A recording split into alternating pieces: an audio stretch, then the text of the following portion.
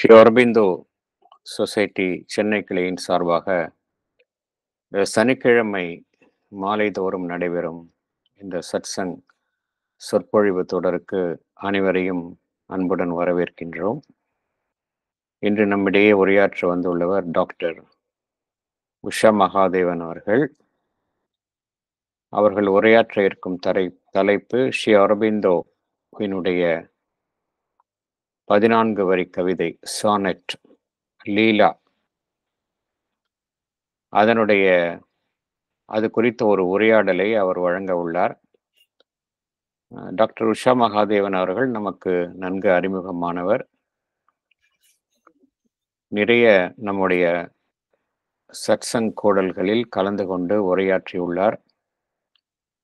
பகவான் ஸ்ரீ அரவிந்தரனுடைய இலக்கியங்களில், குறிப்பாக அவருடைய நாடகங்கள், கவிதைகள், அவைகளில் மிகவும் ஆழ்ந்த புலமை பெற்றவர். டாக்டர் உஷா மகாதேவன் அவர்களை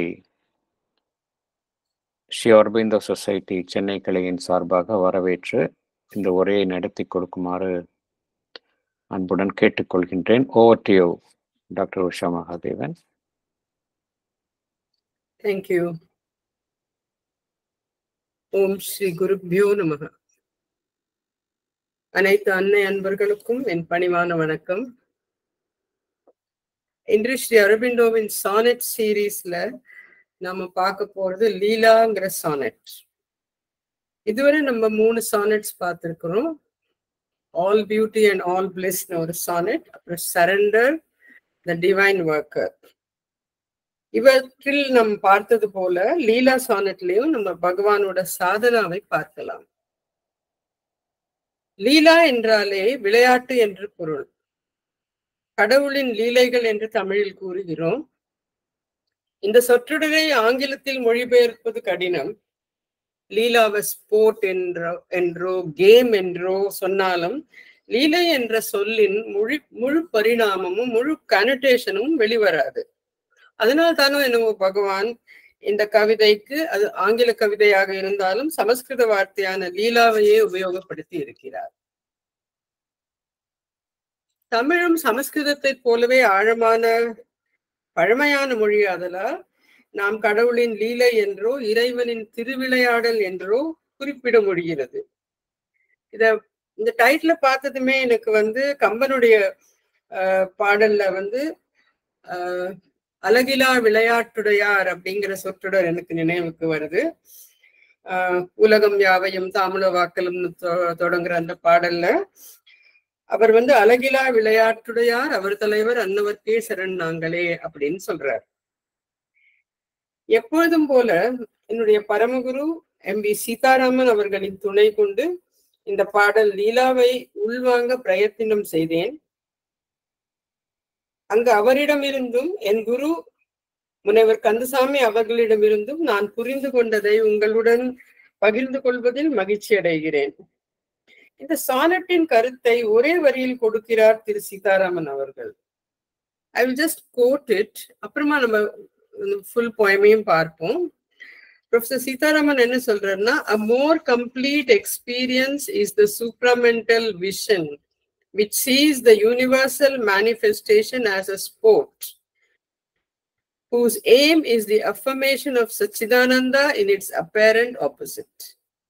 கம்பன் பாட்டு யூனிவர்சல் மேனிஃபெஸ்டேஷன் என்பதை விரிவாக சொல்வதை போல் அமைந்திருக்கிறது.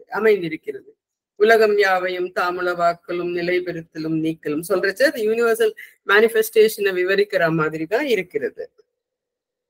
இப்பொழுது இந்த 14 வரிகளையும் அதில் கூறியிருக்கும் அனுபவங்களையும் பார்த்துவிட்டு ப்ரொஃபசர் சீதாராமன் எழுதியிருக்கிற இந்த வரிக்கு நான் மீண்டும் வந்த பொழுது ஒரு அளவில்லாத தெளிவும் ஆனந்தமும் அடைந்தேன். Now coming to this sonnet, இது ஒரு Shakespearean form of sonnet. 3 quatrains, அதாவது 4 வரிகள் கொண்ட 3 stanza, which is followed by a couplet of 2 lines. So 12 plus 2, 14 lines. இந்த sonnet satsang invitation and Google லிங்கோட சேர்த்து கொடுத்திருக்கிறார் நம்ம சிவகுமார் சார். அதனால இந்த பாடலை ஃபாலோ பண்றது உங்களுக்கு ஈஸியா இருக்கும்னு நினைக்கிறேன். And thank you, Shivkumar sir, for that. இப்ப முதல் 4 வரிகளை பார்ப்போம். In us is the thousandfold spirit who is one, an eternal thinker, calm and great and wise, a seer whose eye is an all-regarding sun, a poet of the cosmic mysteries. இப்ப முதல் வரியில in us is a thousandfold spirit. இந்த வரியிலேயே நமக்கு ரிக்வேதத்துல வரும் புருஷ சுத்தத்தின் வரிகளின் எதிரொலியை பார்க்கிறோம். புருஷ சுத்தம் சஹஸ்ர ஷீருஷா புருஷக என்று துவங்குகிறது. சஹஸ்திரம் என்றாலே 1000, 1000. பகவான் இங்க இனாஸ் இஸ் a thousandfold spirit என்று துவங்குகிறார். பிரபஞ்சத்தில் உள்ள அளவிட முடியாத உயிர்கள் ஒவ்வொன்றிலும் அல்லவா இறைவன் இருக்கிறான். மேலும் ஒவ்வொருவரிலும் ஆயிரக்கணக்கான variations, different planes of consciousness are there. Moreover, there are 3 states of being. நம்ம சமஸ்கிருதத்துல ஜாக்ர, சொப்ன, சுஷுப்தின்னு சொல்ற மாதிரி wakefulness, dream state, deep sleep, இந்த மாதிரி நிலைகள் இருக்கிறது. மேலும் subliminal consciousness, surface consciousness, subconscient, inconscient, கணக்கில் அடங்காத நிலைகள். So the thousandfold not only in thousands of jivas, but in ஒரே ஒரு பர்சன்லயும் இத்தனை thousandfold நிலைகள் இருக்கிறதுக்கு பாசிபிலிட்டி இருக்கு. கணக்கில் அடங்காத நிலைகள். Divine is one, but he lives in thousands of jivas. இங்க 1000 என்றால் 1000 என்று எடுத்துக்கொள்ளாமல் இன்ஃபைனைட் என்று நாம் எடுத்துக்கொள்ளலாம். அவன் ஒருவனே எல்லா ஜீவாஸ்லையும் ஒன்றி இருக்கிறான். முதல் வரியிலிருந்து இந்த பாரடாக்ஸ், பாரடாக்ஸ்க்கு புதிர்னு சொல்லலாம். ஆனா எனக்கு ரொம்ப பிடிச்ச டெஃபினிஷன் பாரடாக்ஸ்க்கு முரண்பாடு போல தோன்றுகின்ற மெய்யுரை. சோ அதுல is God 1000 or is he one? அது ஒரு முரண் மாதிரி தோன்றது, but that is the truth. முதல் வரியில இருந்து இந்த போயம்ல பாரடாக்ஸ் ஆரம்பிச்சு கடைசி வரி வரைக்கும் 14 வரியிலையும் நமக்கு விதவிதமான பாரடாக்ஸ் கொடுக்கிறார் பகவான். So is he 1000 or is he one? He is both. இப்ப சிவபுராணம் சிவனை ஏகன் அநேகன் இறைவனடி போற்றி என்று குறிப்பதை நினைவூட்டுகிறது.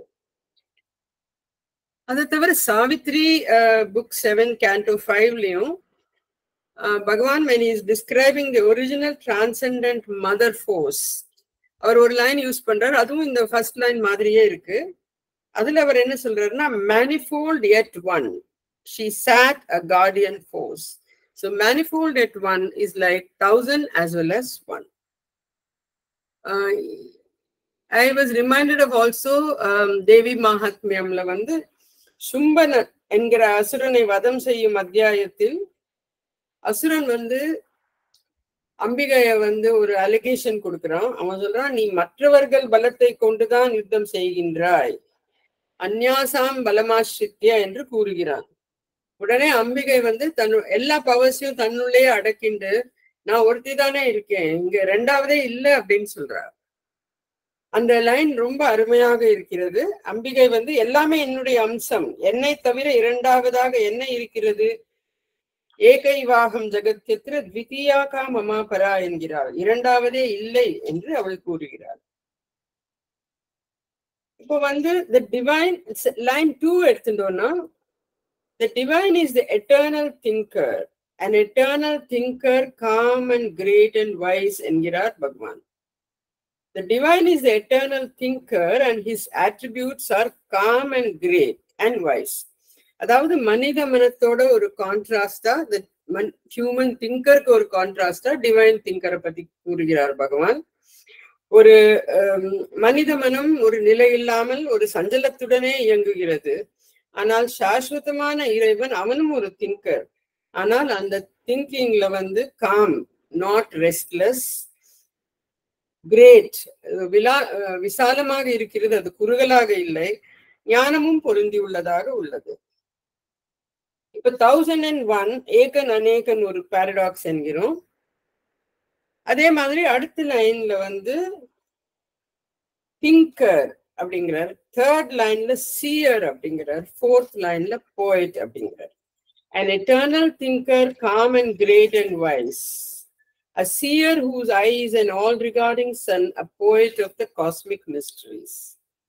இது கூட ஒரு பாரடாக்ஸ் தான். ஏன்னா சாதாரணமா ஒரு தத்துவ ஞானியோ ஒரு விஞ்ஞானியோ எடுத்துட்டோம்னாக்கா அவர்கள் ஒரு கவிஞன் போல இருக்க மாட்டார்கள். ஒரு சயின்டிஸ்ட் ஆர் அ பிலாசபர் அவர்கள் அவர்கள் எண்ணங்களை கொண்டு செயல்படுவார்கள். ஆனால் கவிஞன் உணர்ச்சி பிழம்பாக இருப்பான். ரீசன் வர்சஸ் இமோஷன் என்று சொல்வோம். ஆனால் இங்க பகவான் டிவைன திங்கர்னும் சொல்றார், சீயர்னும் சொல்றார், போயட்னும் சொல்றார். அதை தவிர seer whose eye is an all regarding sun என்கிறார். சோ எப்படி ஒரு பிலாசபரே ஒரு ஆர்டிஸ்டாக இருக்க முடியும், ஒரு கலைஞனோ கவிஞனாக இருக்க முடியும் அப்படின்னு நம்ம நினைக்கலாம். ஆனா இதுக்கு Sri அரபிண்டோ himself is a perfect example. அவருடைய பர்சனாலிட்டியை நம்ம பார்த்தோம்னா இந்த ரேர் காம்பினேஷன் அவருடைய பர்சனாலிட்டிலேயே இருக்கு. எவ்வளவு philosophical thoughts, secret of Veda, essays on Gita, life divine, இது எல்லாத்தையும் நம்ம பார்க்கிறோம். ஆக்சுவலி ஆர்யா பத்திரிகையை 1914 ஆகஸ்ட்ல ஆரம்பிச்ச உடனே Bhagavan life divine, synthesis of Yoga, secret of Veda, ideal of human unity, இந்த மாதிரி இது எல்லாவற்றையும் ஆரம்பிக்கிறச்ச மோதிலால் ரேக்கு ஒரு எழுதிய லெட்டர், அதுல இருந்து ஒரு line I would like to quote. Motilal ரேக்கு எழுதுறார் Sri அரபிண்டோ, you will see so far as my share is concerned, it will be the intellectual side of my work for the world. So adillam we can see the intellectual side. நம்ம Sivakumar sir life டிவைனோட கிளாஸ்ல கூட நம்ம எவ்வளவோ discussions பார்த்துருக்கோம். எவ்வளவு depth of thought, எவ்வளவு philosophical concepts அதுல இருக்கு. இப்போ என்னன்னா இவ்வளவு பிலாசபி அண்ட் இன்டெலெக்சுவல் ரிகரோட எழுதுற பகவான் அவரே இவ்வளவு பியூட்டிஃபுல்லா ஒரு எபிக் லைக் சாவித்ரி அதையும் அவரே தான் படிச்சிருக்காரு. அதனால நான் யூஸ்வலி யூஸ் டு திங்க் இந்த மாதிரி திங்கர், சீயர், போயட் இது மூணுத்தோட அமால்கமேஷனும் ஸ்ரீ அரபிண்டோல பாக்குறோம். இது பாக்குறதுக்கு முன்னாடி நான் நினைப்பேன் Leonardo da Vinci was a combination of such scientific mind and an artist.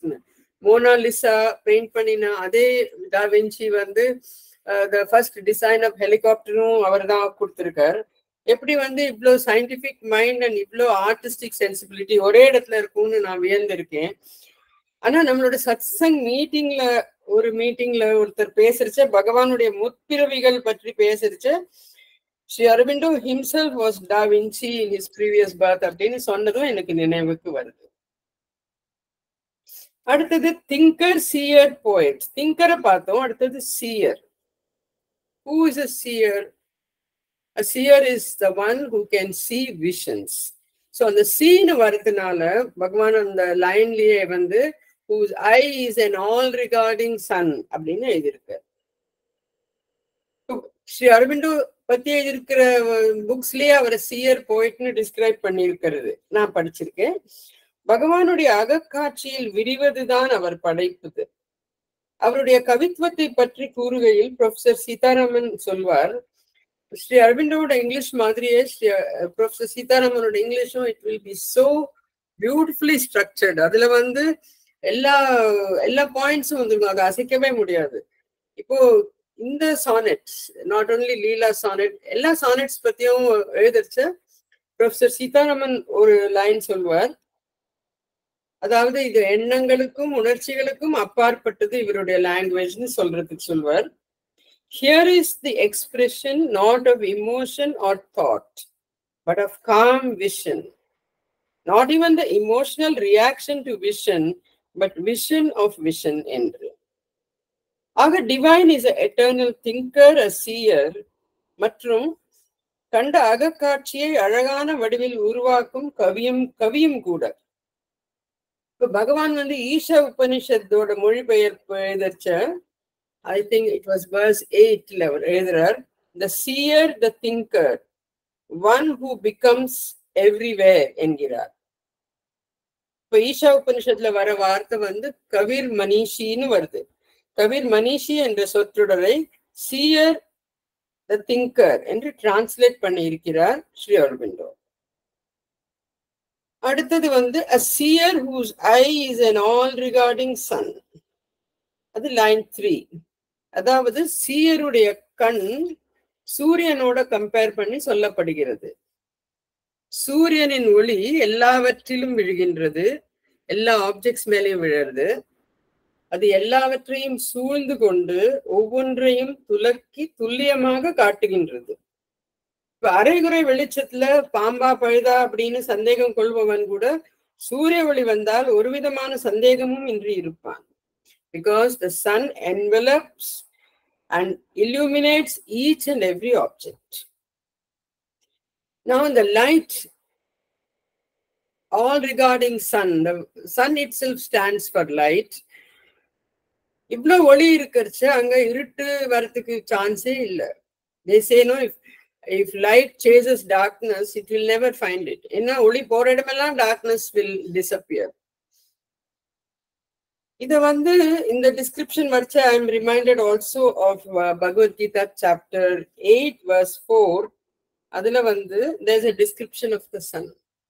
ஆதித்யவர்ணம் தமசப்பரஸ்தாத் அப்படின்னு, அதாவது the sun dispels darkness. God is light அப்படிங்கிற இம்ப்ளிகேஷனும் இந்த லைன்ல நம்ம பார்க்கிறோம். இது வந்து எல்லா ஸ்பிரிச்சுவல் ட்ரெடிஷன்ஸ்லயும் நம்ம பார்க்கறது தான். That God is compared to light, God is compared to the sun, God is compared to fire. இப்போ லலிதா சஹஸ்ரநாமம், அதாவது இந்த ஸ்ரீவித்யா ட்ரெடிஷன்லயும் நம்ம இந்த லைனை பார்க்கலாம். உத்யத்பானு சஹஸ்ராபா சதுர்பாஹு சமன்விதா அப்படின்னு வருது. So she has the effulgence of 1,000 rising suns. அந்த உத்யத் பானுங்கிற வேர்டு வந்து it brings out the image of the sun so beautifully. இப்போ வந்து நம்ம பகவான் உபனிஷத்தை டிரான்ஸ்லேட் பண்ணியிருக்கார், பகவத்கீதைக்கு கமெண்ட்ரி எழுதியிருக்கார். இப்போ இந்த ஒரு 4 வரி படிக்கிறச்சே நமக்கு வந்து ஈஷா உபனிஷத்துல இருந்து ஒரு எக்கோ வருது, ரிக்வேதத்துல இருந்து வருது, கீதால இருந்து வருது. அவர் லீலாவை பற்றி எழுதச்சியே எங்கிருந்தோ நமக்கு எக்கோஸ் கேட்கறது. ஏன்னா இது எல்லாமே வந்து because is such a deep scholar, அவருடைய ஆழ்மனத்துல இது எல்லாமே ஒரு கலவையாக இருந்து விதம் விதமாக அது மேனிஃபெஸ்ட் ஆகிறது அப்படின்னு எனக்கு தோன்றுது. Line 4, a poet of the cosmic mysteries. அதாவது இந்த பிரபஞ்சமே ஒரு கிரேட் போயம். இந்த சீயர் அண்ட் திங்கர் ஒரு போயம் எழுதினா அது எப்படி இருக்கும், அதோட தீம் என்னவா இருக்கும்? அந்த தீம் வந்து it's the manifestation of the infinite in the finite. Infinite எங்கேயோ இருந்துட்டு நம்ம வந்து எப்பவும் போல இருந்தானாக்கா that cannot be a theme of a grand poem. So the infinite in the finite, the manifestation of the infinite in the finite is the theme of this poem. ஒவ்வொரு பிளேன்லயும் கான்ட்ரரிஸ் உண்டு. The highest superconscient can be brought to the lowest subconscient. இங்க வந்து இது வந்து mental logic ஒரு ரீசனுக்கு உட்படாதது.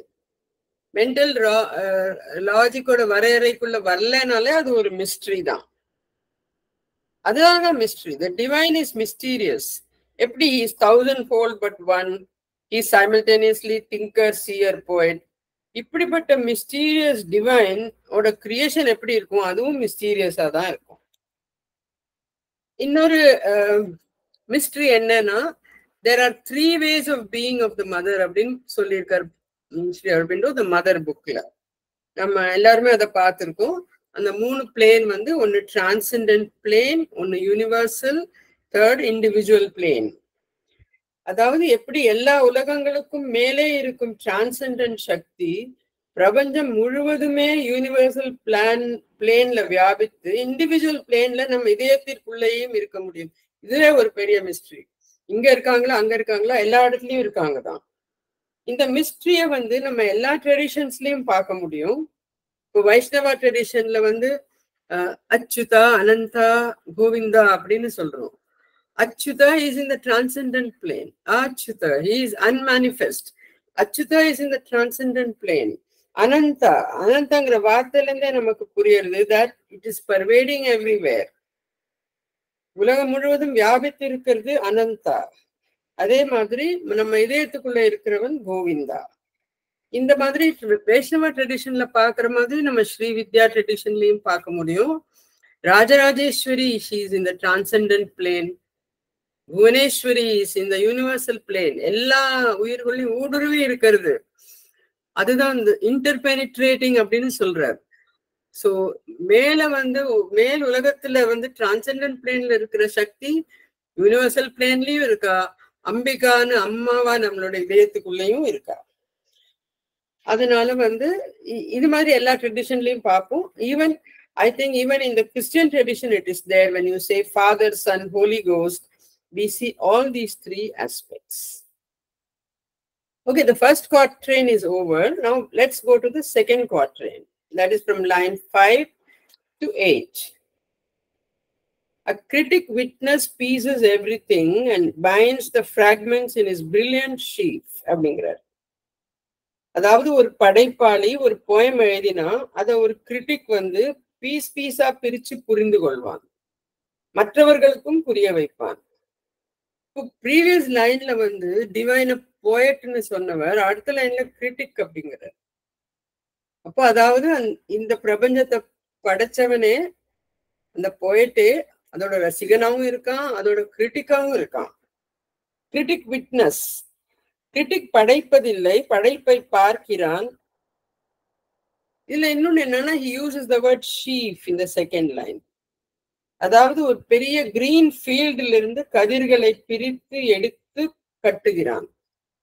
கவிஞனின் படைப்பு உணர்ச்சிமயமாக இருக்கும். ஆனால் ஒரு கிரிட்டிக் வந்து சமஸ்கிருதத்துல சஹிருதய என்று கூறுவார்கள். He goes through the same steps as the poet. He uses his intelligence and reason to analyze it. கவிஞனின் படைப்பு வந்து இது ஒரு பியூட்டிஃபுல் மெட்டஃபர் கொடுக்கிறார் பகவான். கவிஞனோட படைப்பு வந்து ஒரு பச்சை பசேல்ங்கிற வயல் போன்றது. அதுல வந்து இந்த மாதிரி பிரிவு கிடையாது. ஆனா கிரிட்டிக் எழுதுவதோ கதிர்களை பிரித்து கட்டி வைப்பது போன்று என்ற அழகான உவமையும் கொடுத்திருக்கிறார் பகவான். The divine is the creator. He is also the sakshi or the witness. He enjoys his creation. அடுத்தது லைன் 7 and 8 பார்ப்போம். அதுல வந்து a world adventurer born on destiny's wings gambles with death and triumph, joy and grief. இப்போ வந்து previous லைன்ல critic witness அப்படிங்கிறார். விட்னஸ்னா அவர் பார்வையாளர் தான், அவர் வந்து அந்த ஆக்டிவிட்டியில பங்கு எடுத்துக் கொள்வதில்லை. he is a Sakshi. so the divine இந்த புருஷா எலிமெண்ட்ல he is only watching. அடுத்த லைன்ல a world adventurer அப்படிங்கிறார். ஒரு அட்வென்ச்சரர் வந்து பார்த்துட்டு இருக்க மாட்டான். he will straight plunge into whatever adventure he wants to undertake. இப்போ வந்து தலைப்பு லீலா என்றால் திருவிளையாடல்னா அது என்ன மாதிரி விளையாட்டு என்று அடுத்தது பகவான் கூறுகிறார். இதுல 2 விளையாட்டு பத்தி சொல்லியிருக்கார். அதாவது அந்த உவமையை கொடுத்திருக்கார். ஒரு விளையாட்டு வந்து கேம்பிளிங் விளையாட்டு, இன்னொன்னு வந்து செஸ் விளையாட்டு. இந்த 2த்துல இருந்து அவர் எக்ஸாம்பிள்ஸ் கொடுத்திருக்காரு. அதாவது லைன் 7 and 8 படித்ததும் நான் ரொம்ப வியந்து போனேன், நான் ரொம்ப கன்ஃபியூஸ் ஆயிட்டேன். ஏன்னா அங்க டிவைன் அவர் கேம்பிளர் என்று குறிப்பிடுகிறார் ஸ்ரீ அரவிந்தர். Adventurer and gambler. A world adventurer born on destiny's wings. Line 7. Gambles 8ல சொல்றாரு. ரெண்டுமே ஒண்ணுக்கு ஒண்ணு சம்பந்தப்பட்டதுதான். ஏன்னா ஒரு கேம்ப்ளர் ஒரு அட்வென்ச்சரரா தான் இருப்பான். ரொம்ப எல்லாம் அலசி ஆராய்ஞ்சு அந்த மாதிரி அட்வென்ச்சரஸா இல்லாதவன் வந்து கேம்ப்ளர் ஆக மாட்டான். இப்போ இந்த வரிகளை 2 வரிகளை டிஸ்கஸ் பண்றதுக்கு முன்னாடி I would like to take a break of 1 minute. I would like you all to give me your thoughts on this. அதாவது இந்த கேம்பிளிங் வந்து ஒரு பேட் ஹேபிட்ங்கிறது தான் ஒரு பொதுவான அபிப்பிராயம். இதுல பகவான் வந்து கடவுளையே கேம்பிளர்னு சொல்றாரு. இதை நம்ம எந்த விதத்துல ஒத்துக்க முடியும்? இறைவனை கேம்பிளர் அப்படின்னாக்க in what way is he a gambler? So I will just take a break of 1 minute. I would like you all to give your thoughts on this.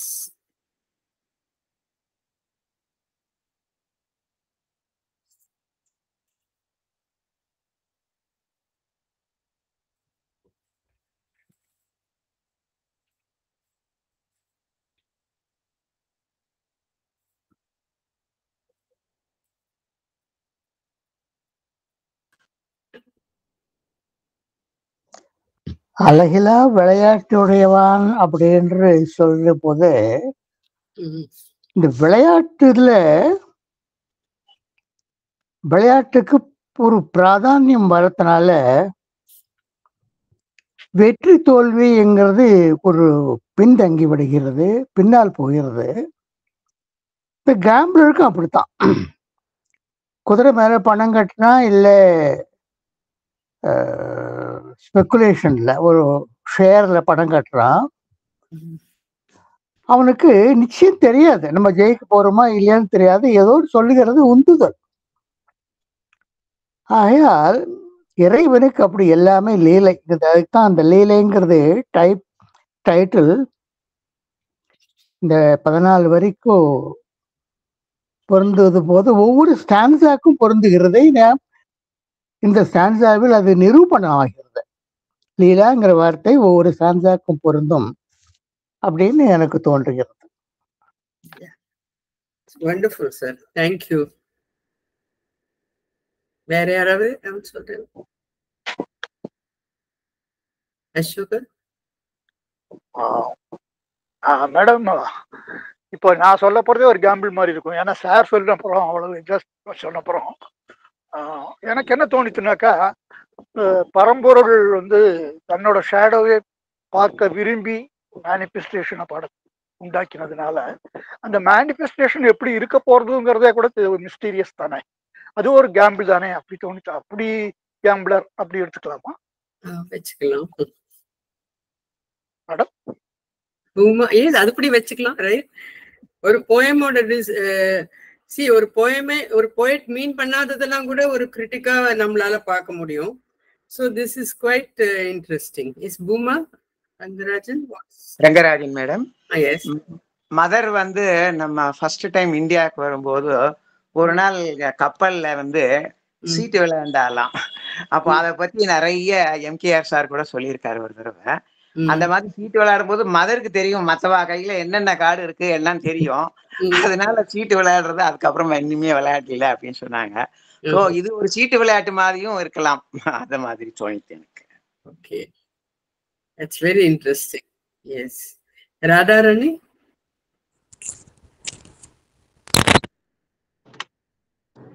Sorry, சொல்லுங்க. சொல்றேம்மா. அதாவது கடவுள் நம்மளையெல்லாம் படைச்சிருக்கார். நமக்குள்ள ஒரு துளியா இருந்துண்டு, நமக்குள்ள ஒரு சின்ன இதா இருந்துட்டு அவரே அந்த டெத்து, வெற்றி, ஜாய், கிரீஃப் எல்லாத்தையும் அனுபவிச்சுண்டு இருக்கார். அததான் இப்படி சொல்றாளோன்னு நினைக்கிறேம்மா. அதுவும் possible. Yes, very good, wonderful. நான் சொன்ன மாதிரி நான் I was so confused. Yes, Sivakumar sir.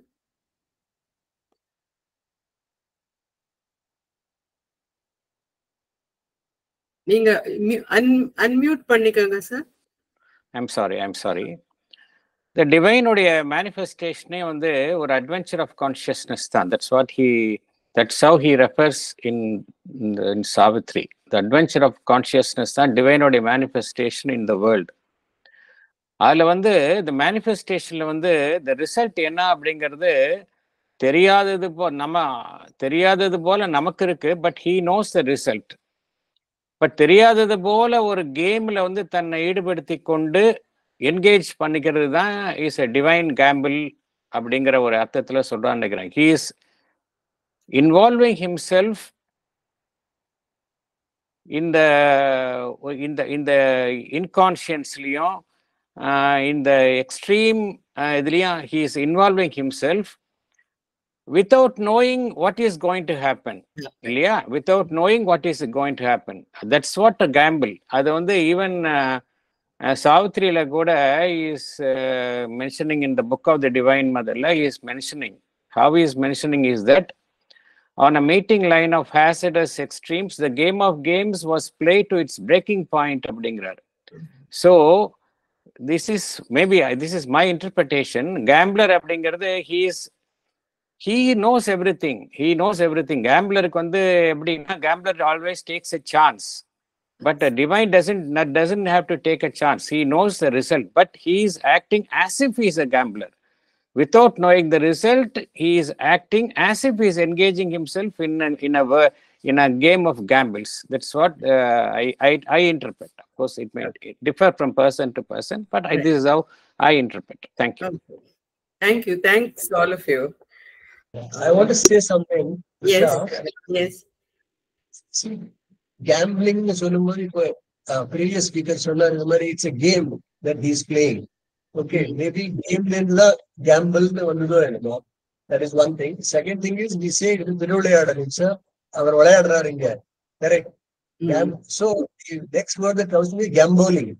When the animals are playing in the forest, it's supposed to be gambling. It's just a game for them. So in the Modo Setapate, you will find that he has used the word gambler with some with other intention in his mind. Okay. That is also interesting. Very interesting. சரி, இப்போ நம்ம நான் இதை professor சீதாராமனோட commentary I found it was a very novel way of looking at gambling. ஏன்னா திருவிளையாடல்ல அவர் God plays his leela. But gambling வர்ச்ச gambler எதையோ இழக்க தயாரா இருக்கணும். எதை இழக்கிறாரோ அதை விட பல மடங்கு அவனுக்கு கிடைக்கிற பாசிபிலிட்டி இருந்தாதான் அவன் இழக்க தயாராக இருப்பான் இல்லையா? ஒரு 100 ரூபாய் போட்டா 10,000 வரும்னாக்க அவன் 100 ரூபாய் போடுவான். 10,000 போட்டு 100 கிடைக்க கேம்பிள் யாரும் பண்ண போறது இல்லை. டிவைனோட அட்வென்ச்சர் எப்படின்னா, இப்போ சிவகுமார் சார் சொன்ன மாதிரி தன்னுடைய இம்மார்டல் ஸ்டேட்ல இருந்து ஒரு மார்டல் கண்டிஷனை அக்செப்ட் பண்ணிக்கணும். So that is his gamble. Why இவ்வளவு சுதந்திரமா இவ்வளவு பவரோட இருக்கிற divine, why should he give up that role and enter this world of manifestation? தன்னுடைய இம்மார்டல் ஸ்டேட் துறந்து மார்டல் கண்டிஷன் அக்செப்ட் பண்ணிக்கொள்வது. எப்பொழுதுமே சுதந்திரமாக இருக்கும் டிவைன் தன்னையே ஒரு வரையறைக்குள் அடக்கி வைத்துக் கொள்ளுகிறது. இப்போ பகவான் த மதர் நூல்ல சொல்ற ஒரே ஒரு கோட் எடுத்துட்டா I think I was able to understand it. உங்களுக்கு தெரிஞ்சிருக்கும், இந்த chapter 6ல he says born to pass through the portals of birth, that is a death அப்படின்னு. If when the divine is taking birth, actually it is a death of portals of birth, that is a death னு சொன்னாக்கா அவர்களுடைய அந்த சுதந்திரமான immortal ஸ்டேட்டை even for some time they are ready to forego it. அந்த அர்த்தத்துல அவர் என்ன சொல்றாருனாக்கா, the mother bookல சொல்றார் about the divine mother, which is what we can apply to the idea of divine in this poem. I quote, "In her deep and great love for her children, she has consented to put on herself the cloak of this insecurity, condescended to bear the attacks and torturing influences of the powers of darkness and falsehood. தன் குழந்தைகள் பால் உள்ள ஆழ்ந்த பேரன்பினாலேயே இந்த அஞ்ஞான இருட்போர்வையை போர்த்தி கொள்ள சம்மதித்துள்ளாள்." அதாவது நம்மளுக்கெல்லாம் choice இல்லை, we have to accept it. But for the divine there is a choice. That is why Sri Aurobindo uses the word, தமிழ்ல ரொம்ப 2-3 வார்த்தை அழகா வந்திருக்கு. ஒண்ணு இசைந்துள்ளாள், இன்னொன்னு சம்மதித்துள்ளாள், இன்னொன்று இணங்கியுள்ளாள். So they accept it. இருள் பொய்மை இவற்றின் சக்திகளின் தாக்குதல்களையும் தாங்க இசைந்துள்ளாள். சாவாகவே உள்ள பிறப்பின் வாயில் வழியாக செல்லவும் இணங்கியுள்ளாள்.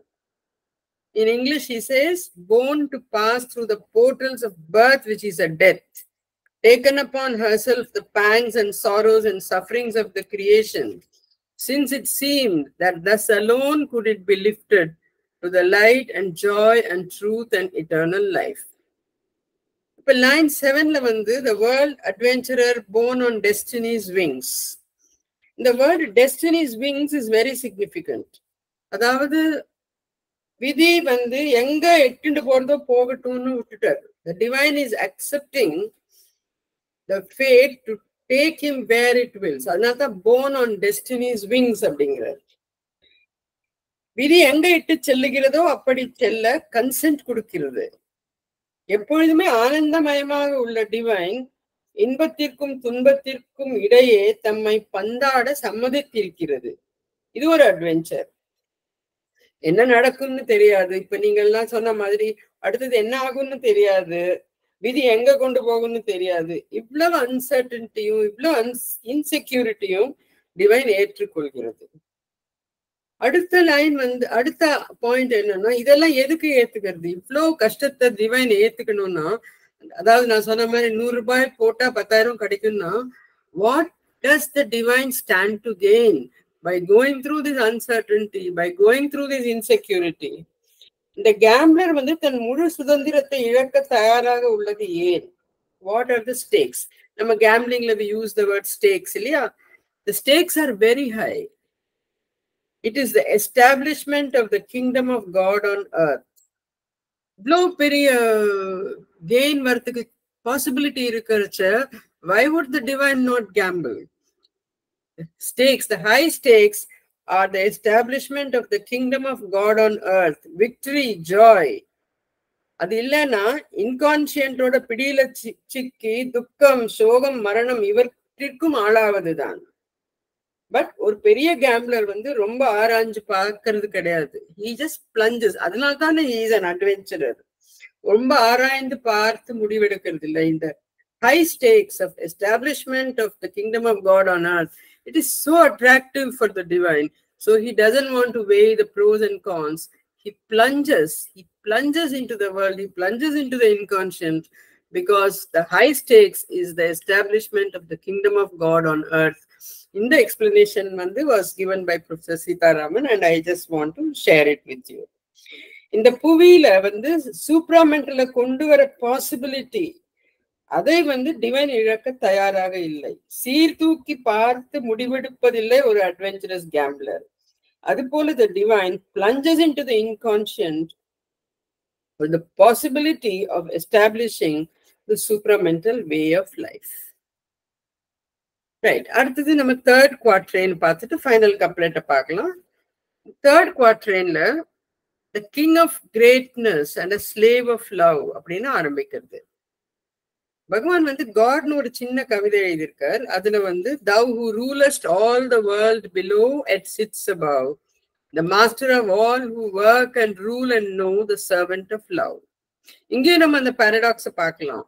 above, below, master, servant, the king and slaveங்கிற முரண். அதாவது எல்லா உலகங்களையும் நீதியுடனும் கருணையுடனும் ஆள்கின்ற அரசன் அனைவருமே அவன் கீழ் இருக்கும் படைப்புகள் தான். அவன் அரசன் என்றால் நாம் குடிகள், அவன் மாஸ்டர்னா நம்ம சர்வன்ட், அவன் தந்தை என்றால் நாம் பிள்ளைகள், அவன் குரு என்றால் நாம் சிஷ்யர்கள்.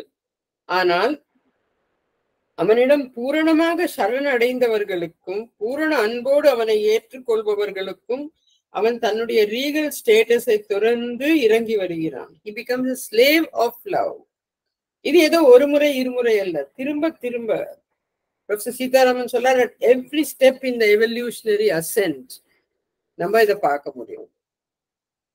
அடுத்தது ஸ்லேவ் ஆஃப் லவ்னா, உலகையெல்லாம் ஆளும் அந்த பரமாத்மா அன்பிற்கு அடிமை என்ற கருத்தை நம்ம நிறைய இடத்துல பார்க்கிறோம். ஔவையார பெரியது எது என்று கேட்ட பொழுது பெரிது பெரிது புவனம் பெரிது அப்படின்னு ஆரம்பிக்கிறாங்க. ஆரம்பிச்சு ஒன்னொன்னா சொல்லிட்டே படிப்படியாக அறவத்திற்கு அறவோ உமையவள் சிறுவிரல் மோதிரம், உமையோ இறையவர் பாகத் தொடுக்கம், இறைவனோ தொண்டர் உள்ளத் தொடுக்கம், தொண்டர்தம் பெருமை சொல்லவும் பெரிதே என்று அழகாக முடிக்கிறார். அப்போ இதே மாதிரி சொல்றச்ச நம்ம இறைவன் தொண்டர்க்கு அடிமை. He is a slave of love. Manikka Vasagar கூட நான் என்னை கொடுத்தேன், நீ உன்னையே கொடுத்து விட்டாயே, இதுல யார் கெட்டிக்காரர் அப்படின்னு கேட்கிறார். சங்கரா யார்களோ திதுரர் என்கிறார். எதுக்கு வேல்யூ அதிகம்? ஒரு சாதாரணமான ஈனமான பொருளை கொடுத்து விலை மதிப்பு மிக்க ஒன்றை எக்ஸ்சேஞ்சாக பெறுகிறோமே, நம்மளை கொடுத்து பகவான் அவரே நமக்கு கொடுக்கிறார். அதனால because he is the slave of love. Bharathi எழுதிய கண்ணன் என் சேவகன் பாட்டையும் நம்ம இங்க நினைச்சு பார்க்கலாம். கண்ணன் என் அரசன் என்று எழுதிய பாரதி கண்ணன் என் சேவகன் என்றல்லவா எழுதியிருக்கிறார். பண்பிலே தெய்வமாய் பார்வையிலே சேவகனாய் எங்கிருந்தோ வந்தான் இடைச்சாதினான் என்றான். இங்கிவனை யான் பெறவே என்ன தவம் செய்து விட்டேன். அந்த வார்த்தையை நான் படிக்கிறச்ச ஸ்ரீ அரவிந்தரையும் ஸ்ரீ அன்னையையும் இதே வார்த்தைகளை கொண்டு நம் நினைவு கூற வேண்டும். இங்கு இவர்களை நாம் பெறவே என்ன தவம் செய்து விட்டோம். அடுத்த வரியில மீண்டும் ஒரு paradox. Host of the stars and guest in nature's inn. King and slave ஒரு பாரடாக்ஸ் மாதிரி இங்க ஹோஸ்ட் அண்ட் கெஸ்ட். அவன் டிவைன் ஹோஸ்டா இல்ல கெஸ்டா? Well is both. அவனுடைய ஹெவன்லி பேலஸ்ல அவன் ஒரு ஹோஸ்ட். அனைத்து ஓவர்மெண்டல் காட்ஸ் அண்ட் காடஸஸ்க்கும் ஃபீஸ்ட். என்ன மாதிரி ஃபீஸ்ட்? லைட், லவ், பியூட்டி, ஒளி, அழகு, அன்பு, சக்தி, ஆனந்தம் எல்லாத்தையுமே அள்ளி கொடுக்கிற ஒரு ஹோஸ்ட் தான் டிவைன். ஆனா இந்த ட்ரிபிள் வேர்ல்ட் ஆஃப் நேச்சர்ல அவன் ஒரு கெஸ்ட். அதாவது each individual creation is an inn. அங்கு வசிக்கிற கெஸ்ட் தான் சைக்கிக் பீயிங், சைக்கிய புருஷன். இந்த நேச்சர்ஸ் இன் என்பது பிசிக்கல், வைட்டல், மென்டல் என்ற மூன்றையும் அடக்கிய இன். எப்படி ஒரு விருந்தாளி ஒரு கெஸ்ட் ஒரு வீட்டுல எதை கொடுக்கறாங்களோ அதை எடுத்துக்கொள்ளுகிறார். சைக்கிக் பீயிங் அதே போல் பிசிக்கல், வைட்டல், மென்டல் சேர்ந்த இந்த வீட்டில் அது ஏன் இன்னுன்னு சொல்றேன்னா அது டெம்பரரி. அது நம்ம இன்னும் மாறிண்டே இருக்கு இல்லையா? அதனால எல்லா அனுபவங்களையும் அந்த சைக்கிக் பீயிங் உள்வாங்கிக் கொள்ளுகிறார். This psychic being, this guest அந்த வீட்டுல உள்ள இன்மேட்ஸ் ஆன பிசிக்கல், வைட்டல், மென்டல் எல்லாவற்றோடும் தன்னை ஐடென்டிஃபை பண்ணி கொள்கிறார். அவர்களுடைய மகிழ்ச்சியும் துக்கமும் ஆரவாரமும் விதி கொடுக்கிற சாட்டை அடிகளையும் வாங்கி எல்லாவற்றிலும் பங்கு கொள்ளுகின்ற ஒரு கெஸ்ட். சாவித்ரி புக் 7 Canto 5ல வரும் இந்த வரிகள் இதே கருத்தை உணர்த்துகிறது. இது சைக்கிக் பீயிங் பத்தி எழுதியிருக்கார் பகவான். This sinner laughs and weeps, suffers the stroke, excels in victory, struggles for the crown. Identified with the mind and body and life, it takes on itself the anguish and defeat, bleeds with fate's whips and hangs upon the cross. அதாவது இந்த அதாவது நம்மளுடைய personality, இந்த இல்லம் அழிந்து அனைவரும் வெளியேறும் போது என்னெல்லாம் வெளியேறுது? பிசிக்கல், வைட்டல், மென்டல் எல்லாமே வெளியேறும் போது இந்த சைக்கிக் பீயிங் அந்த சமயத்துல தான் this guest also makes his exit. He exits and he goes to another inn. That is why he says host of the stars and guest in nature's inn. When the body dies and the mind gets dissolved, the psychic exits. The third stanza oda last two lines பார்ப்போம். இங்க இந்த ரெண்டு லைன்ல தான் அவர் ஒரு chess போர்டோட விளையாட்டை use பண்ணியிருக்காரு. அந்த image, a high spectator spirit throned above, a pawn of passion in the game divine. இங்கதான் first time I use the word game. ஒரு செஸ் போர்ட் மெட்டஃபர்ல அது விளையாட்டு சம்பந்தப்பட்டது. இந்த செஸ் போர்ட்ல நினைச்சு ஜஸ்ட் விஷுவலைஸ் இட். ஒரு லைன் பூரா பான்ஸ், அதான் பான் ஆஃப் பேஷன் யூஸ், அந்த லைன் யூஸ் பண்றார். ஒரு லைன் பூரா பான்ஸ் தான் இருப்பாரு, அதைத்தான் பான் ஆஃப் பேஷன் என்கிறார். இந்த கான்செப்ட் ப்ரொஃபசர் சீதாராமன் அருமையாக விளக்குகிறார். பானை அவர் டிசையர் சோல் என்கிறார். அதாவது இந்த டிவைன் விளையாட்டுல பானுக்கு தான் லீஸ்ட் வேல்யூ. முதல்ல அடி வாங்குறதும் அதே தான். பானை அப்படியும் இப்படியும் பந்தாடுவது போல் டிசையர் சோல கோபம், பொறாமை, காமம் என்ற அலைகளால் அது முட்டி மோதி பந்தாடப்படுகிறது. Because the desired soul is weak like the pawn. The high spectator spirit, it's the king. The king is powerful. The king does not move. இப்ப நீங்க பாத்தீங்கன்னா செஸ் போர்ட்ல லீஸ்ட் மூவ்மெண்ட் அரசனுக்கு தான், ஒரே ஒரு ஸ்டெப் தான். அதனாலேயே பகவான் ஹை ஸ்பெக்டேட்டர் ஸ்பிரிட் என்கிறார். ஆனா what does this king do? போர்க்களத்துல எல்லாரும் எப்படி செயல்படுகிறார்கள் என்று பார்த்து கொண்டிருப்பதுதான் இந்த ஹை ஸ்பெக்டேட்டர். சரி, இந்த விளையாட்டின் நோக்கம் என்ன என்றால், victory of the divine in the human, the immortal in the mortal, the super conscient in the inconscient. இந்த டிசைர் சோல் வாழ்க்கையில அடிபட்டு it is in the process of becoming the divine. The divine இந்த நிலையையும் ஏற்றுக்கொள்வது லீலையின் பொருட்டே. So we come to the last two lines, which is the couplet. Inga again, he uses the word sport.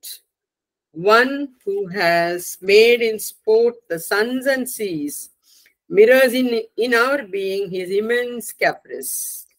கடைசி ரெண்டு வரியில sport என்ற சொல்லை உபயோகிக்கிறார் பகவான். இந்த பறந்து விரிந்த கடலையும் வானையும் ஒரு விளையாட்டாக சிருஷ்டி செய்திருக்கிறார் கடவுள். யூஸ்வலி சன்ஸ் அண்ட் ஸ்டார்ஸ்னு சொல்லுவோம். ஆனா இங்க சன்ஸ் அண்ட் சீஸ் ரொம்ப சிக்னிஃபிகண்ட் யூசேஜ். ஏன்னா it is connected by the word mirrors, mirrors in our being. ஏன்னா the suns are reflected in the seas. Sun மேல இருக்கு, சி கீழே இருக்கு, and the whole sun can be reflected in the sea. அதுபோல் நம்மில் அவனுடைய பிரதிபிம்பத்தை காட்டுகிறான் டிவைன். அவனுடைய immense caprice appears like a beautiful translation of அழகிலா விளையாட்டு, அளவற்ற விளையாட்டு. இது எங்க தெரியுது அவனுக்கு அந்த அழகிலா விளையாட்டு? ஏன்னா குழந்தைகளுக்கு மிரர் வச்சு விளையாடுறதுக்கு பிடிக்கும். And he is a divine child playing a divine game. அவனுக்கு இந்த விளையாட்டு எங்க தெரிகிறதுனா in our being. அவனுடைய ரிஃப்ளெக்ஷன் நம்மில் இருப்பது அவனுடைய விளையாட்டு என்று சொல்லி முடிக்கிறார். The suns and seas is another paradox. The sun stands for fire, the sea for water. அது contrary images. ஏன்னா தண்ணீர் நெருப்பை அணைக்கும், நெருப்பு கீழிருந்து மேல் நோக்கி செல்லும், நீர் மேலிருந்து கீழ் நோக்கி வரும். அப்படி ஒரு contrary image கொடுத்தாலும் they fulfill each other. The descent of the supermind into the world, into man is the Leela. பகவான் triumphant joy என்று செகண்ட் ஸ்டான்ஸால கூறியிருப்பது இந்த வெற்றி, இந்த ஆனந்தத்தை தான். இந்த விளையாட்டு ஒரு பர்பஸ்ஃபுல் விளையாட்டு.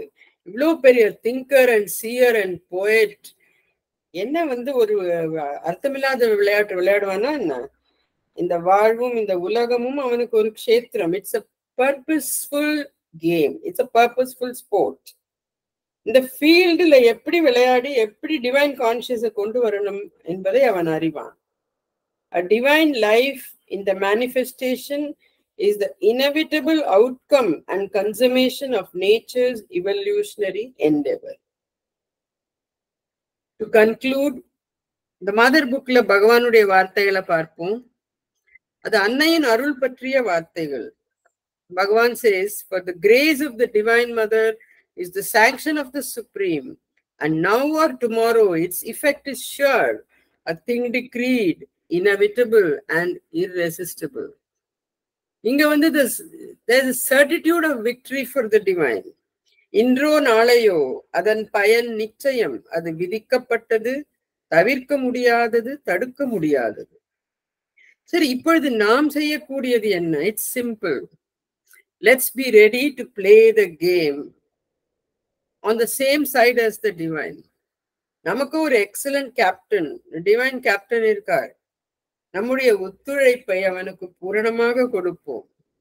நம்ம இன்கான்ஷியன்ட் சைட்ல விளையாட வேண்டாமே, டிவைனோட டீம்லயே இருந்தால் போதும், மற்றதை அவன் பார்த்து கொள்வான். The establishment of the kingdom of God on earth. என்ன, what a wonderful victory. அது நமக்காக டிவைன் விளையாடும் திருவிளையாடல். அதற்கு நம்மளோட கொலாபரேஷன் தேவை, நம்மளுடைய கோஆபரேஷன் தேவை. அது கோஆபரேட் பண்ணாம இருக்கிறது it is very ignorant.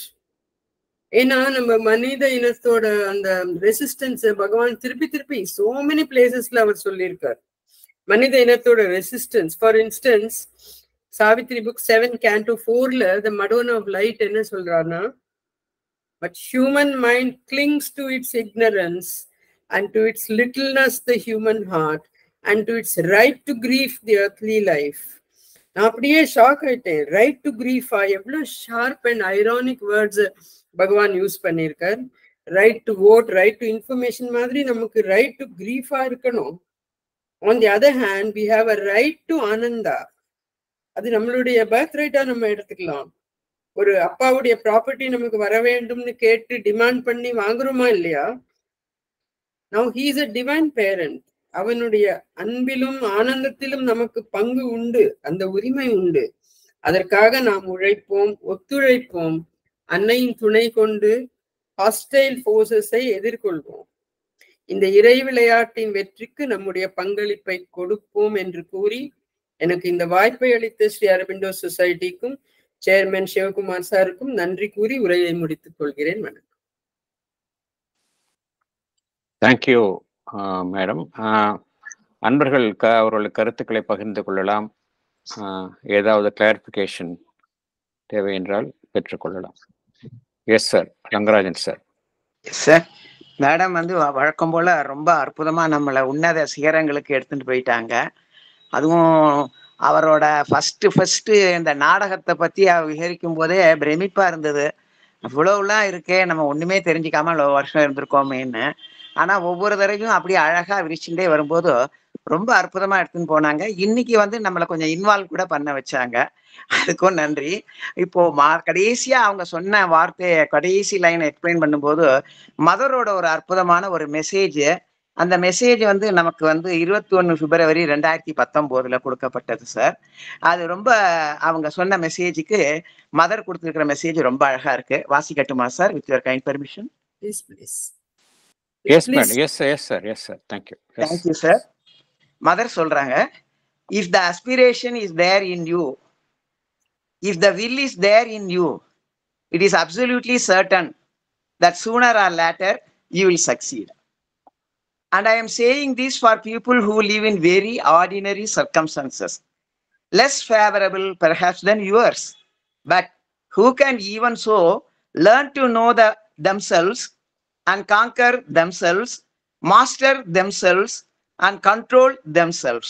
Therefore, if the conditions are favorable, you have a much greater chance of succeeding. கடைசியில ஒரு மதர் முடிக்கிறது தான் இவங்க சொன்னதுக்கும் அதுக்கும் பொருத்தமா இருந்தது. One thing is always necessary, not to give up the game, for it is a great game and the result is worth the trouble of playing it through அப்படின்னு mother முடிக்கிறாங்க. ரொம்ப அற்புதமா இருந்தது. ரொம்ப தேங்க்யூ வெரி மச். இன்னும் நிறைய உங்களோட நீங்க ஒவ்வொரு மாசமும் கொடுக்க நாங்க கேட்டு என்ஜாய் பண்ணணும்னு சாரையும் வேண்டிக்கிறேன். அன்னையும் அரவிந்தருக்கும் நன்றி சொல்லிக்கிறேன். Thank you very much madam. Thank you.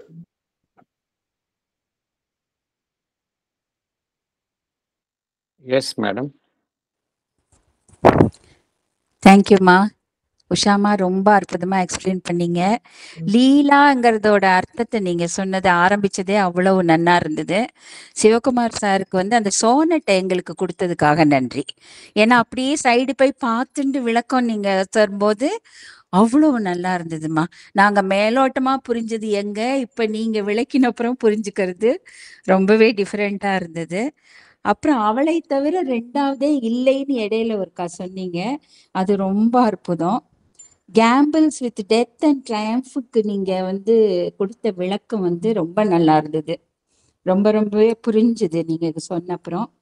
ஈங்கிவனை யான் பெறவே என்ன தவம் செய்தோம்னு அந்த இதை நாம வந்து மதருக்கும் அரவிந்தோவுக்கும் யூஸ் பண்ணோம்னு சொன்னேன்.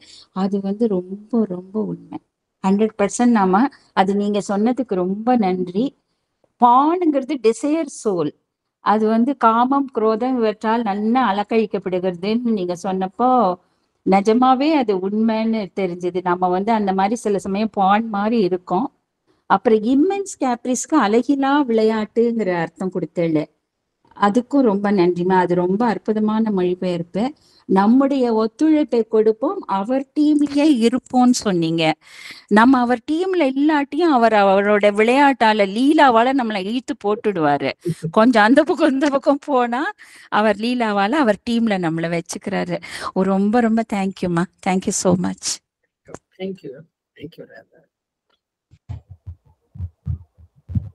S sir. எஸ். இந்த பகவத்கீதையில பகவான் சொல்லுவார், இந்த லீலாங்கிற டைப்லயே லீலா ஆர் இந்த அவதாரா அப்படின்னு கொடுத்துருக்கலாமோ அப்படிங்கிற ஒரு எண்ணம் வந்தது. பகவான் கீதையில சொல்லுவார், யதா யதாஹி தர்மஸ்ய கிளானிஹி பவதி பாரத அபியுத்தானம் அதர்மஸ்ய ஆத்மானம் சிருஜாம்யகம். Whenever there is a slight vatam in dharmam, I lower my self into the birth என்று அந்த எஸ்ஏசன் இந்த கீதாவுக்கு விளக்கம் கொடுத்த ஒரு தனி புத்தகம் எழுதியிருக்கார் பகவான். அதில் பகவான் கூறுவார், ஒரு 13வது சாப்டர் நினைக்கிறேன், அதுல கூறுகிறார், க்ஷேத்ரஜன் க்ஷேத்திரம் ரெண்டு உண்டு, யாரு க்ஷேத்திரத்தை அறிந்தவனோ அவன் தான் க்ஷேத்ரஜன் அப்படின்னு கூறுகிறார். அதுபோல் இந்த அவதாரம் செய்வதும் வேலை எல்லாமே இந்த க்ஷேத்திரத்தில் தான். க்ஷேத்ரஜன் தன்னை எப்பொழுதும் ஒரு சிறிதளவுக்கும் குறைத்து கொள்ளாமல், ஆனால் பர்ஹாப்ஸ் மறைத்து கொண்டு தன்னுடைய அந்த ஒரு 3 நிலைகள், டிரான்செண்டன்ஸ், பர்வேசிவ், இன்வெல்லிங், அதை இழக்காமல் இந்த க்ஷேத்திரத்தோட அவன் பரிபாலிக்கிறான், செப்பனிடுகிறான். ஒரு வயல் அறுவடை ஆனப்புறம் மறுபடியும் மீண்டும் நன்கு உழுது அதை பழையதெல்லாம் எடுத்து விட்டு உரமிட்டு மறுபடியும் பயிர் செய்யும் குடியானவரை போல் உயிர்களை உய்ய வைப்பதற்கு அவன் அலுப்பு சலிப்பின்றி இவ்வாறு உழைக்கிறான். அந்த உழைப்பு தான் அவதாரம். ஒவ்வொரு அவதாரத்திலும் இவ்வாறு செலுக்கிறான். இந்த அவதாரத்துக்கு இந்த நோக்கம் நிறைவேறும் என்று எண்ணத்தோடு வருவதில்லை. அது எவ்வளவு தூரம் போகுமோ அவ்வளவு தூரம் செய்வோம். இல்லாவற்றால் காலம் என்பது அவனை பொறுத்த வரையில் ஒரு கெடு அல்ல, ஒரு வரம்பு அல்ல. அப்படி செய்கிறான். அப்படியெல்லாம் அர்த்தம் நமக்கு ஏற்படும் புரியும் வகையில் ஒரு இங்கிலீஷ் ப்ரொஃபஸர் ஒரு நல்ல ஒரு அக்கல்ட் போயம், தி ஃபர்சேக்கன் மெர்மன் அப்படிங்கிற போயத்துக்கு எப்படி வழக்கம் சொன்னா எப்படி ரொம்ப ரிமார்க்கபிளா இருக்குமோ, அது போல நமக்கு டாக்டர் உஷா மகாதேவன் விளக்கினார். ரொம்ப மெய்சிலிர்த்து போனோம். இந்த 1 மணி நேரம் மெய்சிலிர்த்து கண்கொட்டாம நல்ல செவிகளை தீட்டி வைத்துக் கொண்டு கேட்டுக்கொண்டிருந்தோம். மிகவும் பயனடைந்தோம்.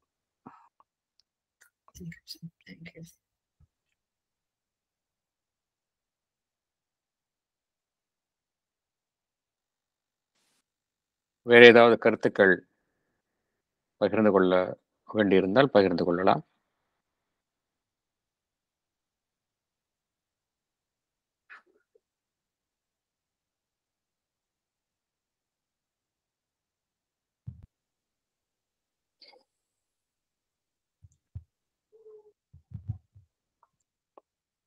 டாக்டர் உஷா அவர்களுக்கு ஏதாவது கன்க்ளூடிங் ரிமார்க்ஸ் இருக்குமா?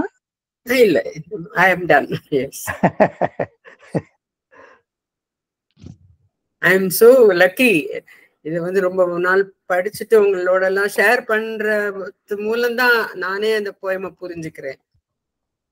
So I am the great beneficiary. அதை நிறைய தடவை பாராயணம் பண்றச்ச நமக்கு கடவுளோட லீலை புரியுறது. So really I am very grateful to the mother and to our society for helping us to evolve in so many ways.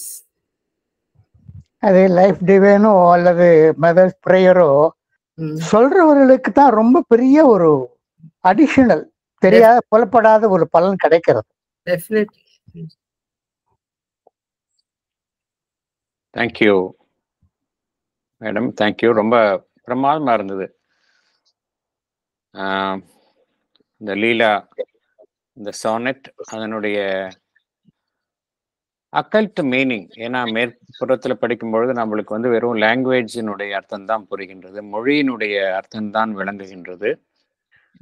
அதனுடைய மிஸ்டிக்கல் மீனிங் நமக்கு புரியறது இல்லை.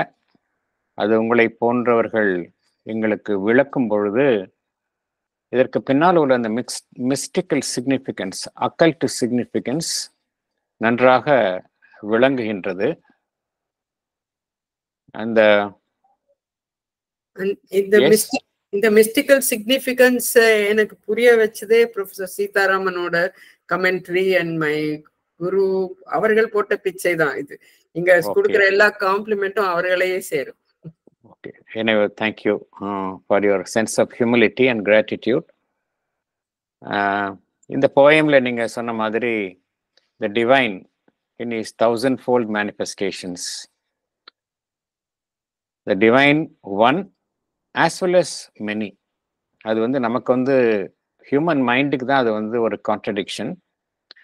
பட் த டிவைன் மைண்டுக்கு அது வந்து it is not a contradiction, it is a truth. பகவான் இதுல நிறைய த பாரடாக்சஸ், முரண்களை அவர் இந்த சோனட்ஸ்ல பகவான் வழங்கியுள்ளார். த காம் வைட் இட்டர்னல் திங்கர், அந்த திங்கர் என்பது பார்த்தோம் அப்படின்னா it denotes a human aspect. Thinking என்பது it denotes a human aspect. But எப்படிப்பட்ட திங்கர் என்றால் he is a சாஸ்வதமான eternal thinker. calm wide eternal என்பது divine aspect. அதே போல he is a seer illuminating as a sun dispelling darkness. எப்படி வந்து அந்த சூரிய ஒளி அனைத்திற்கும் ஒளியூட்டுகின்றதோ அதே போல அவர் வந்து ஒரு ஒளியூட்டும் பார்வை உள்ளவராக இருக்கின்றார் என்பதை விளக்கினீர்கள். எப்படி வந்து ஒரு கவிஞர் பன்முகத்தன்மை கொண்டவராக இருக்க முடியும், எப்படி இறைவன் வந்து ஒரு பன்முகத்தன்மை கொண்டவராக இருக்க முடியும் என்பதற்கு நீங்கள் பகவான் ஸ்ரீ அரவிந்தரையே நாம் எடுத்துக்கொள்ளலாம் என்கின்ற கருத்தையும் நீங்கள் கூறினீர்கள்.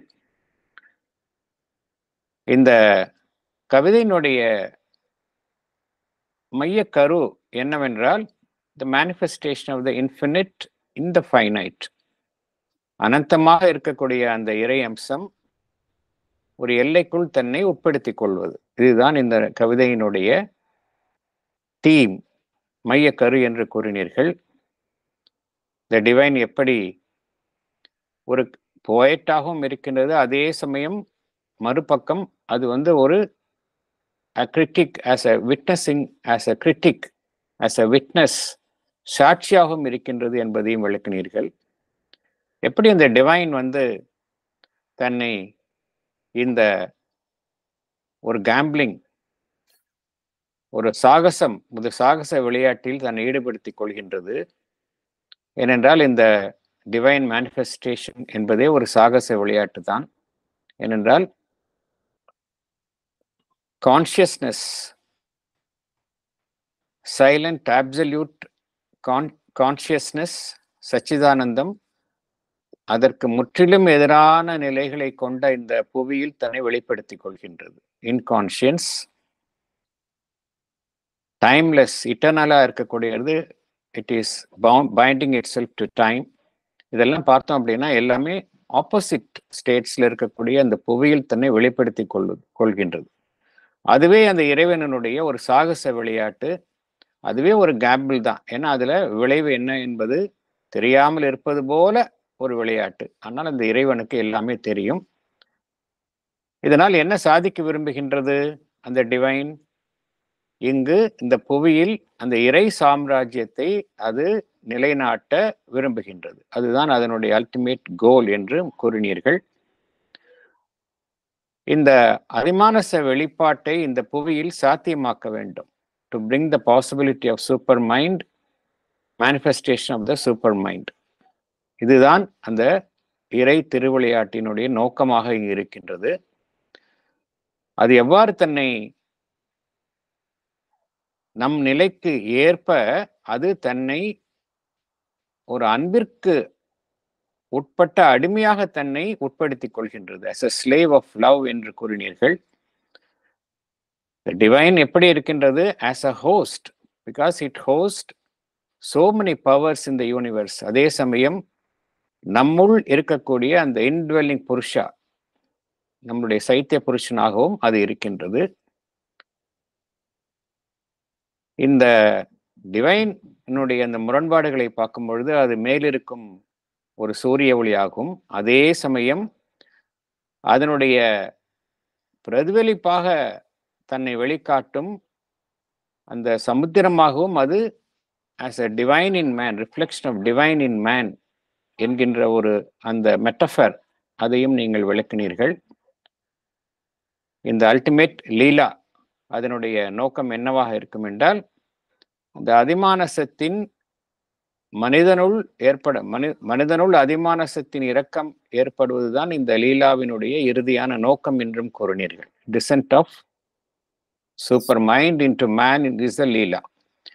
ஸோ இறுதியில் நமக்கெல்லாம் இங்கு கிடைக்கக்கூடிய ஒரு மெசேஜ், ஒரு தகவல் என்னவென்றால், இந்த விளையாட்டில் நாம் which side we should take, whether we should take the side of consciousness or which we should take the side of inconsciousness. So naturally we will take the side of the consciousness, that is the side with the divine என்கின்ற ஒரு கருத்தையும் நீங்கள் கூறினீர்கள். மிகவும் அற்புதமான விளக்கமாக உங்களுடைய இந்த கவிதையினுடைய விளக்கம், உங்களுடைய உரை அமைந்தது.